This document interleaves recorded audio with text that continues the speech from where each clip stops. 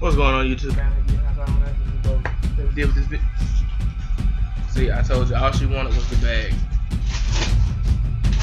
Alright, guys, as always, it's tilted to the side. This is the lightsaber once it's going on. Can I have my moment? Kurama Pop finally came. Kurama Mode Pop finally came today.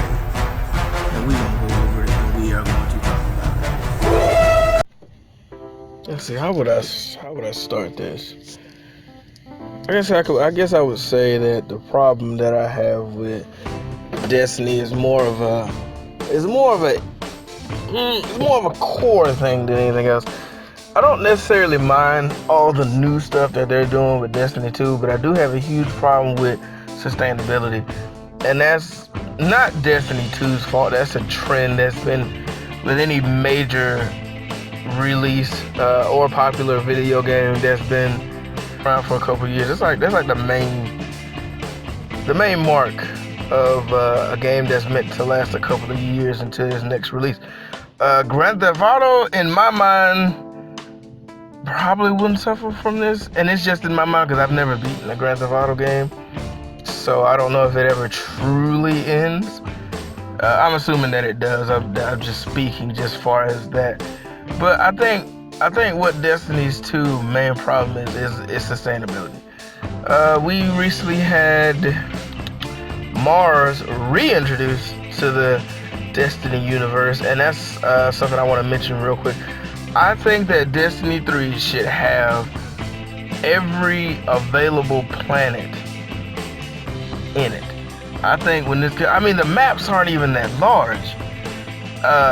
The maps aren't even that big, so I don't see why that wouldn't be something they could get away with. I don't know why that would be a problem, because they're really not. They're really small maps when you look at the maps in Destiny 2, and it's just like, what was the new planet? It was Mercury, because I don't think you could go to Mercury in the first one. So Mercury was Curse of Osiris DLC, which I actually was looking forward to and ended up hating it, but I'm getting off track. The maps are very, very small. So I don't see why they couldn't reintroduce all the other planets back that we had in Destiny 1. You know? But sustainability. Okay, so take Curse of Osiris. Curse of Osiris was very short. It was very boring. And I'm going to tell you, in my opinion, why I think it was so boring. I think the reason why Curse of Osiris was so boring because they overhyped Egyptian symbolism. So me and I guess a lot of other people thought this was going to be some cool Egyptian related thing, which would have been awesome. Would have been great. But no, we're on the planet Mercury, and everything that you do in this DLC is in the Matrix. And when I say the Matrix, I mean the Infinite Forest. Now, the Infinite Forest is a construct, basically, that you don't have to jack into. You walk into it, and you're instantly in this Vex computer-aided dream world where scenarios are ran. I don't know if Osiris is creating the scenarios, or is it the Vex that live on Mercury, or if it's the hive mind, which I still don't know if the hive mind is trapped inside the Infinite Forest, or is it just another computer thing? Because he mentions a lot like, you don't want it to get out, and I'm just like, can it come out? I mean, I guess if we can walk in and walk out, I guess that would work, but it's never really mentioned in any of these stories, because he talks a lot about possibilities, like the thing that happened with Gaul. He talks a lot about that and how he predicted it and he knew it was gonna happen. Blah, blah, and I'm just like, well, where the fuck were you then? Oh, I was trapped, or I was in there, because I mean, I don't know if you can get trapped in the Infinite Forest. Hell, we don't. But the whole thing kind of borderline tinged on this whole we have to stop the Vex. Because I remember the trailer for it looked pretty cool. I think Sagira was a really cool ghost. I liked her personality a lot. But, you watch the trailer and you're like, well, even in the trailer, you really don't know what the hell is going on. Because you see Osiris show up and the Vex are fighting. They're actually fighting you.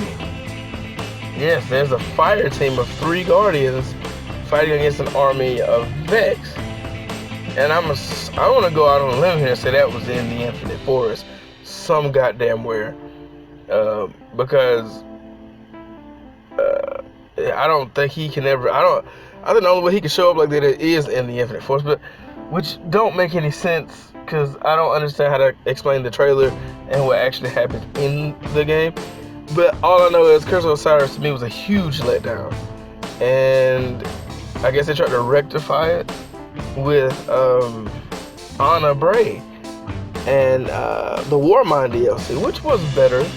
The story was a lot better. It was more grounded. It was something that you could latch onto because it existed in the real world. So I guess you could latch onto it more.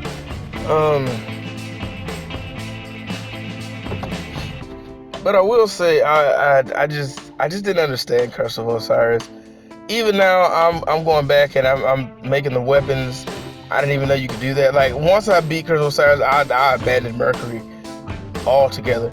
I think the only thing I did on Mercury is when we had the faction wars and we had to go there for the lost sectors. But other than that, I avoided Mercury like a plague. But I'm going back for the weapons that you can build. But just overall, it was a really bad DLC. Whew, excuse me. It was a really bad DLC. It wasn't all that, but moving on to Warmind. Warmind wasn't that bad. It's short as well. It's not really that long. But there are a lot of unlockables that you can get with the Warmind DLC, which are awesome. The Sleeper Simulant. I just recently got that, I think a couple weeks ago, and from what I hear, it's the strongest weapon in the game. I haven't actually looked up the stats and everything. I know it's a Destiny 1 reprint from what I'm hearing. I got into more. I played Destiny 1, and that's the reason why I got Destiny 2, because I love Destiny 1 so much. Me and Starlight both just quite enjoyed it. It was a surprise. And then Destiny 2 came out, and I got way more into Destiny 2 than I did Destiny 1. There's still things in Destiny 1 that I haven't done. As soon as Destiny 2, because I got into Destiny 1 way late. Like right when Rise of Iron was coming out, that's when I got into Destiny. Because I remember that DLC. So for me, Destiny 2, I'm into it a lot more than I am Destiny 1.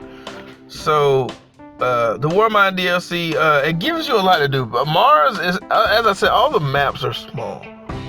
These aren't huge worlds. These are very small areas, and Mars is not that big. Mars is small, but there's a lot to do. There's a lot of things to unlock. There are 4 exotics that you can unlock on Mars, and Escalation Protocol. And Escalation Protocol is a really fun thing, and I think I really think that the Escalation Protocol was what they used to base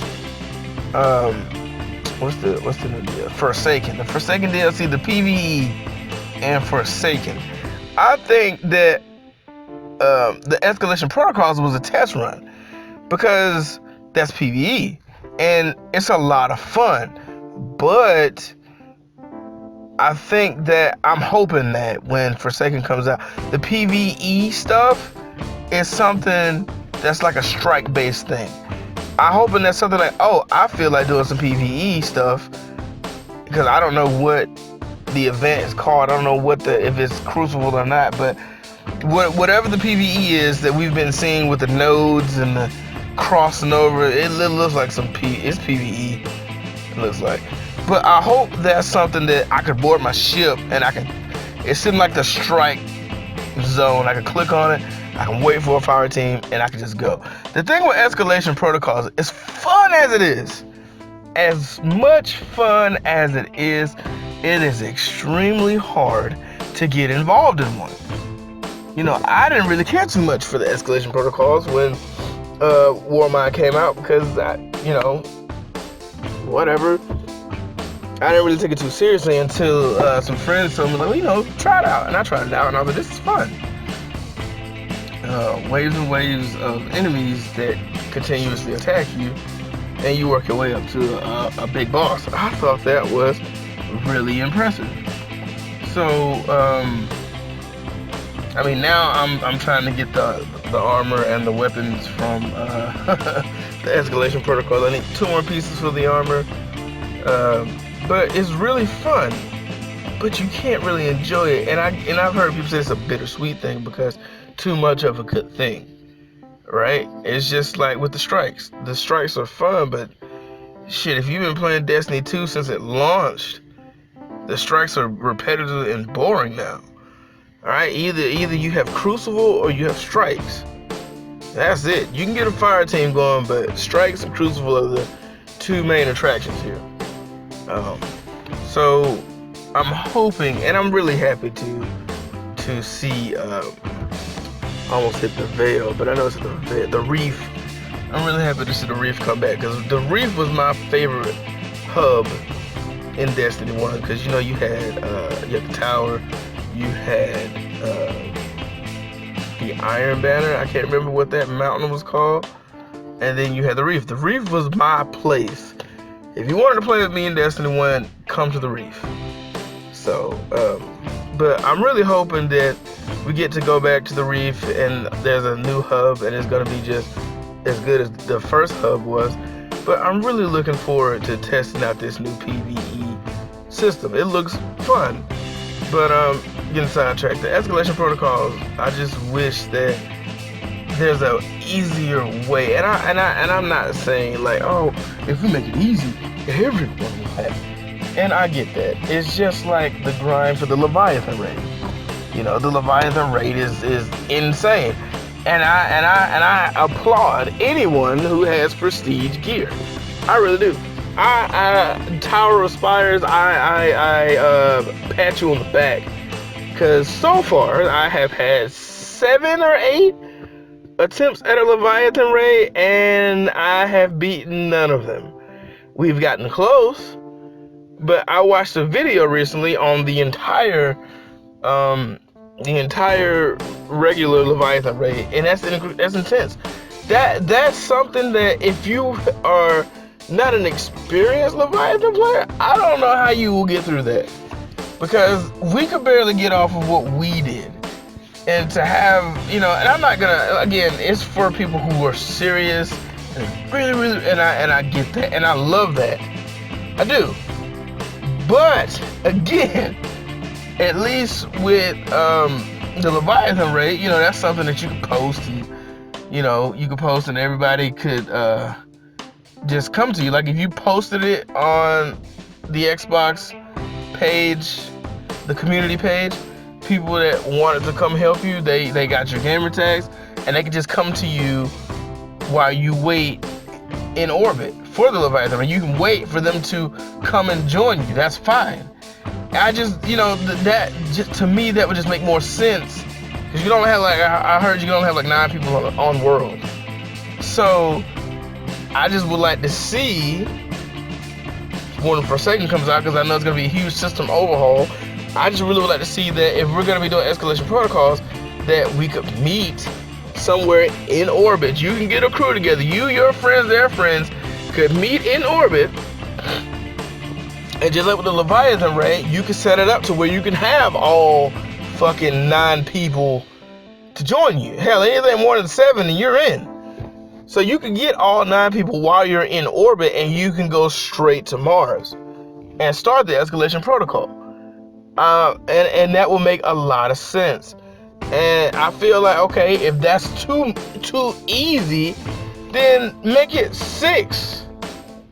Make it 5. Make it 5 dependable, strong players in your team. You go there, and there's people already on world, and they can join in. I just would like to see it made better. I would like to see that, hey, you guys want to do some escalation protocol? Sure. And then because like right now, the process is you get your team together, and now everybody's like, okay, so basically we're going to have to go back and forth trying to land on the perfect server, the right server, I'm sorry.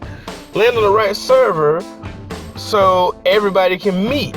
And you need at least 4 people to be on world at the same time. That way that's 4 different fire teams of 3, so that's 3, 6, 9, 12. But like that's extremely rare. I have only had that happen to me once. And when it happened that one time, we ran the protocol successfully 3 times. 3 times. Back to back to back. Successful. But see, without that, it's a roulette game. And then you have to have people that have to have the patience to want to keep leaving and coming back to Mars. Leaving, coming back to Mars. Or going into the hidden sectors, coming back out. Because that resets the server that you're on when you come back out. So it's just one of those things where like you literally everything has to come together. And if that's Bungie's plan, bravo. Because I'm gonna tell you, I have only seen, and I mean this, since Warmind came out and the escalation protocol blew up, I have only seen 5 players with full Warmind Rasputin gear. That means that's the helm all the way to the boots. As Goose would say, all the way to the boots of that armor. I have only seen it 5 times. I haven't, like, you don't go to Mars, all right? You don't go to Mars and just walk around. You're like, oh man, everybody has this, because they don't. It's really hard to come by, you know. And so if that's your plan, Bungie, then bravo, you sick, twisted bastard. I guess that makes the challenge harder, because it ain't like the challenge is easy. I mean, hell, if let's just say you get your whole squad together, it's not easy. Even if you have a sleeper, all right? I have one. Most of the people that I run with in my clan, we have one. Like, majority of the people in the clan have a sleeper. All right? It's an exotic, it's very rare, and it's like the strongest weapon in the game. So people who are true to this will do what it takes to get it. They will find out the steps. Somebody in the clan will tell you what it is. You know, if you ask around, somebody will let you know. And if you truly want it, go get it. Now, I'm not going to say everybody's going to have it, because I mean, shit, I mean, if it's not what you really care for, it don't matter. But that weapon helps with the protocols. Hell, that weapon helps with damn near everything. I can't wait till I can get a crew together again and we try to survive the thing now that I have my sleeper. I thoroughly plan on running through that shit now. So it's just, you know, it's just one of those things where, you know, there's difficult, and then like, I don't know, like, but if that's not your intention, then I think, if that's not your intention, Bungie, then I think that in Forsaken, there needs to be some infrastructure, there needs to be some formation to where you can get your friends together and you guys can escalation protocol until you pass out. So I just had that pop in my head for as the protocols go. But other than that, Mars is a very mysterious planet this go around. There's a lot of stuff to find on this planet. As far as exotics go, it's massive. But Mars was fun. It was way funner than Mercury. But now it is a grind. Everybody's trying to get their light level up. Season 3 has been so much fun. From the faction rallies all the way up into the escalation protocols. This has just been a good season for Destiny 2. So like a lot of stuff is coming to a head. Everybody's getting ready for Forsaken. But I just want to take some time to talk about the protocols and like where I see Destiny going. Like Forsaken is gonna be a big deal. For a $40 price tag, I mean, every complaint that everybody has had needs to be addressed. And from what I've seen from the DLC, like the information wise, it looks good. It looks really good. Like I'm buying it next week, so I'm gonna be dropping my 40, getting my pre-order bonuses in and everything. But it looks great. It looks like so much fun. New supers. I mean, come on. Like, I love my Nova Bomb. I really do. But compared to what I've seen, I'll take the Void Kamehameha Wave Cannon any day over a Nova Bomb. I really would. It looks amazing. So to look at it and see it for what it is so far, I really like it. The story sounds great. Prison Break story. Alright? The possibility of Cade 6 dying. I don't like it. Nathan Fillion is the best thing about Destiny, if you ask me. That's why everybody loves Cade. Everybody loves Cade because fucking Nathan Fillion, aka Castle. If you tell me anything else, I will not listen to you. Alright? He's awesome. He's the most fleshed out character out of the Vanguard. Good God, Zavala is straight up and down boring. I hate him. And Ikora, good God, she needs to get laid. But Cade is just so cool. And I think that only would have worked with Cade. If you would have had it, because if you look at it, Osiris DLC was Ikora. Because Ikora had a strong relationship with Osiris if you paid attention to it. So that was Ikora thing, and she really didn't do much. She had some moments, you know. She even showed up on Mercury and like opened a portal, and then that was it. Zavala, Warmind, actually, yes, he was connected with Warmind. Spoilers, it's too late now. Well, if you haven't played it by now, yeah. So Zavala had deep connections with Warmind. Hell, him and Anna had words before, apparently. He even showed up on Mars. So I guess that was his thing. But now, Forsaken, we're going back to the reef. The awoken homeworld. Prison of Elders, I hope, comes back because, oh God, that was the thing. Even after you beat the story, Prison of Elders was always fun. I would love to see the Taken Armor come back. This beautiful set right here is the Taken Armor. I fought so hard to get it in Destiny 1, and it was my favorite armor set. I would dismantle armor pieces into it just for the hell of it. This armor set was amazing. But yeah, you know, I would love to see that. I don't want Kay to die, but I don't think he will die, because if you know Banshee 44, aka this guy, he's been reset 44 times. It was like, well, like, and how do you know that? How do you know that the 44 isn't the amount of glimmer he has, or how many times he's opened the shop? I got you. If you come here, this is, I'm assuming, where he sleeps, you can scan this, and then your ghost will say this. I think this is where Banshee used to be set up. You know that number after his name isn't for show, right? Amanda told me he really has been rebooted 44 times. How can he remember anything at this point? So, if he can be reset, then that means the Exos can be reset, and I think that Cade might actually get his fucking head blown off. He very well might. His beautiful, beautiful horn might get shot off of his head. I'll give him that. But for him to be dead, I mean, first of all, that's just not true. Which is why I don't know why everybody's freaking out, because you can't kill Cade. Cade's a Guardian. Guardians are immortal, so, you know, and then hell, I honestly don't even think you can kill an Exo, because they're robots? Is that harsh androids? Cyborgs? No? Is it androids? No, I don't know what the fuck the Exos are. Don't know the backstory. But Cade's a Guardian, so with the light, he wouldn't be able to be murdered. So unless Aldrin, this bastard. And everybody's like, who's that? Oh, God, I wanted to, like, drop kick a motherfucker in the face the first time somebody said that to me. Like, what the fuck you mean? Oh, I didn't play Destiny 1. Well, you don't need it. So, for everyone who don't, and I'm pretty sure by now you know who he is this bastard from D1.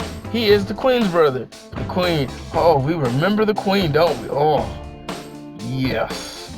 The Queen. She is his brother? She is his sister, I'm sorry. This jealous-hearted bastard, little sister, wanted to punch him in his fucking face. But now that I know he's the one that pulled the trigger, because I remember seeing the trailer, and I'm like, that looks a lot like Aldrin. And who's Aldrin? This guy, the bastard. The awoken bastard from the Reef, the Queen's brother. Turns out I was right. It was him. And there's been a lot of stuff floating around, about there been a foretelling of this in the Curse of Osiris DLC. I think it was one of the tablets that he transcribed. I don't know. So, I mean, I guess they kind of teased it, but it's Aldrin, so he sucks. So, Aldrin will be the guy, the main villain this time, and I do plan on putting a bullet in his head. Like, I seriously want to kill him. I really want to kill him. But I'm happy to be going back to the Reef. That means we're going to have new weapons, we're going to have new ships, sparrows maybe, new armor. So I'm looking forward to all this, because honestly, at this point in the game, I'm really about done.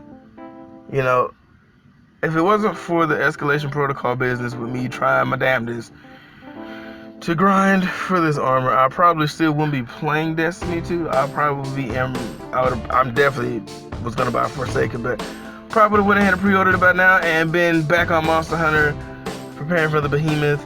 But honestly, I'm just trying to luck out every day and try to find a group that I can run this with. And me and the clan, we are starting a thing where we're gonna try to get as many people we can to do a Leviathan raid and explain to people how to play. Because the last time I did it didn't go so well. When you play with experienced people who prestige on the raid and they know every secret, it gets real annoying because you have to keep up with so much crap. Like, honestly, the Leviathan raid is like one of those things that is hard for no reason. Alright, I don't know what the hell General Callus, that's not his name, Emperor Callus or Calic, whatever his name is. I don't know why his ship is there. I don't know what he's doing. From what I hear, he's testing Guardians. Why? For what? He want to go to war? We can go to war. But apparently he's testing Guardians, and I don't know why he's doing it exactly.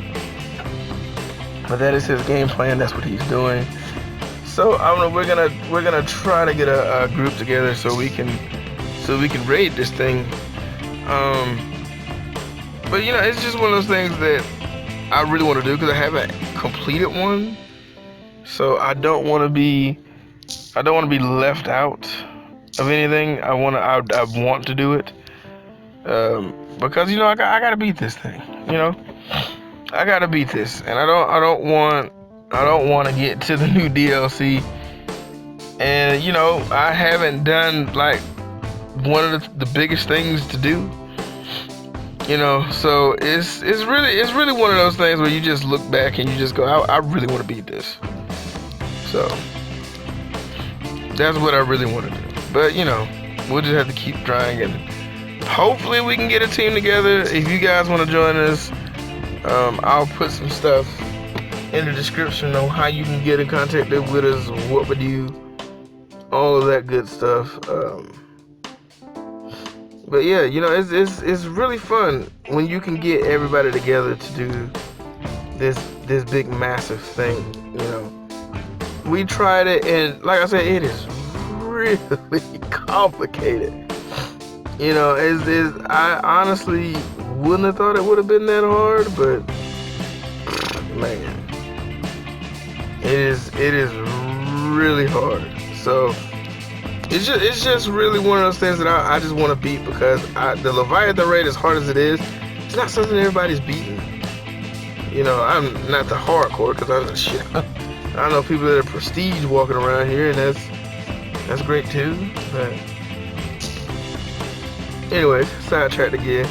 Just looking forward to the DLC. I'm looking forward to having a good time playing it. That's mainly my main two gripes. The first two DLCs. Well, I don't know. I don't think they were worth the money that you paid for them. I just really don't. Curse of Osiris I don't know, because again, I expect my DLC to change a lot, but I mean, I got into Destiny 1 really late, so it was just like Iron Banner. Iron Banner DLC was short. I didn't care too much for the story. I thought the story was stupid. It wasn't all that to me. Now I guess it's a pattern because the Taken King was amazing. That DLC was awesome. Fucking Oryx, to this day, is my favorite thing. I'm gonna want my second favorite thing. But he is the most memorable boss out of both games that I played. Everybody's like, what about Gold? What about Dot? Fuck him.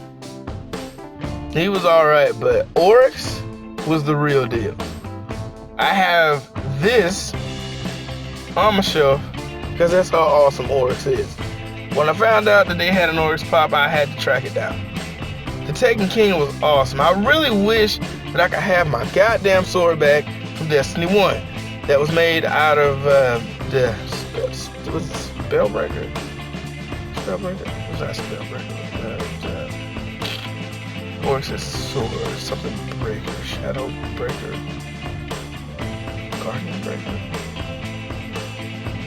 breakers, berserk breaker, moonbreaker. No, it wasn't on the moon. The dread breaker? No, that wasn't it either. Damn it, it's been so long, I don't forget. But I really wish I could have my flame sword back that I got from taking the crystal back to Eris Moan, who is missing, by the way. Haven't seen her in a while. I'm still looking for her ass because I want to know where the fuck she done went to, because Oryx is slowly being replaced. How do you know that? Listen to the fucking shit that happens. Hell, fucking the thing that you have to fight in order to get to Zol, I guess you could say is an Oryx type boss. You know, I don't know who's gonna take his place because again, Oryx was fucking massive.